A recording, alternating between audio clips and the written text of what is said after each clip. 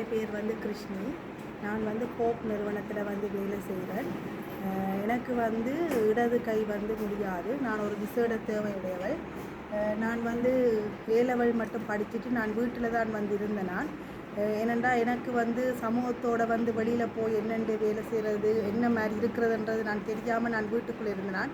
அப்புறம் எனக்கு திருமண வாழ்க்கையை மேற்பட்டும் நான் வீட்டில் தான் இருந்தேன். அப்புறம் எனக்கு ஜிஎஸ் கூடாகத்தான் இந்த வேலை எனக்கு கிடைத்திருந்தது. நான் இந்த வேலைக்கு வந்து நிறைய சவால்களை நான் முகம் கொடுக்க வேண்டியதாக இருந்தது. முதலாவது என்னுடைய வேலைக்கு நான் செல்கிறதுக்கு போக்குவரத்து எனக்கு ஒரு பெரிய சவாலாக இருந்தது.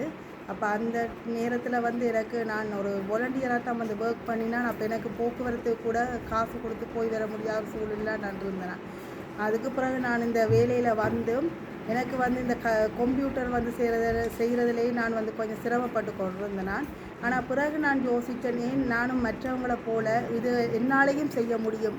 நான் வந்து ஏலெவல் மட்டும் படித்து படித்தேன். ஏன் நான் இந்த கையால் எனக்கு வேலை செய்ய முடியாது, ஒரு கையால் நான் முயற்சி எடுத்து நான் கம்ப்யூட்டரும் வந்து படிக்க ஆரம்பித்தேன். என்னால் ஒரு கையால் அதை எல்லாவற்றையும் நான் செய்ய பயிற்சிவிட்டேன்.